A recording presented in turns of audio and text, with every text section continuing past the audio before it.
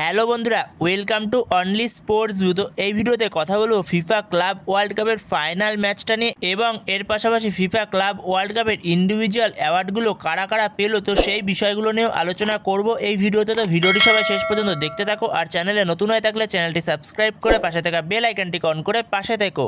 তো সেখানে ভিডিওর শুরুতেই চেলসিকে কংগ্রাচুলেশন, ফিফা ক্লাব ওয়ার্ল্ড কাপের জন্য 4 বছরের যে গোল্ডেন ব্যাচটা পাবে, তো সেটার মূল্য অনেক। সেখানে 4 বছরের জন্য গোল্ডেন ব্যাচটা এবার চেলসির কাছে থাকবে।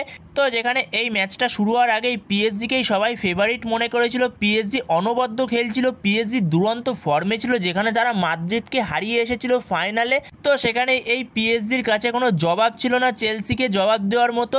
তো সেখানে চেলসির হয়ে কোল পালমার, তো অনবদ্য পারফরমেন্স কোল পালমারের। তো যেখানে পালমার সে দুটো গোল একটা অ্যাসিস্ট করেছে, যেখানে দুটো গোল পালমার করেছে, একটা 22 মিনিটে একটা 28 মিনিটে, তারপরে 43 মিনিটে অ্যাসিস্ট করেছে, যেই গোলটা করেছে জোয়াও পেদ্রো। তো সেখানে কিছুটা মনে হচ্ছিল পিএসজি হয়তো সেকেন্ড হাফে কিছুটা ডমিনেট করতে পারে, কিন্তু পিএসজি সেকেন্ড হাফে কিছু চান্স পায়। তো সেখানে চেলসির গোলকিপার রবার্তো স্যানচেজ সে কিছু দুরন্ত সেভ করে, তো সেই সেভগুলোর জন্য শেষ পর্যন্ত চেলসি 3-0 গোলে ম্যাচটা জিতে যায় এবং 3-0 গোলে ম্যাচটা জিতে গিয়ে চেলসি ফিফা ক্লাব ওয়ার্ল্ড কাপের নতুন ফরম্যাটের চ্যাম্পিয়ন হয়ে যায়। যেখানে এখন 4 বছরের জন্য ফিফা ক্লাব ওয়ার্ল্ড কাপের চ্যাম্পিয়ন থাকবে চেলসি। যেখানে চেলসি এমন একটা টিম, তারা সবকটি ট্রফি জিতেছে, যেখানে champions league, premier league, FIFA club world cup, conference league, এছাড়া এফএ কাপ, তো সবকটি ট্রফি তারা জিতেছে। তো এরপরে ফিফা ক্লাব ওয়ার্ল্ড কাপের ইন্ডিভিজুয়াল অ্যাওয়ার্ডগুলো কারা জিতলো, তো সেই বিষয়ে যদি আলোচনা করা যায়, তো সেখানে প্লেয়ার অফ দ্য টুর্নামেন্ট হয়েছে কোল পালমার।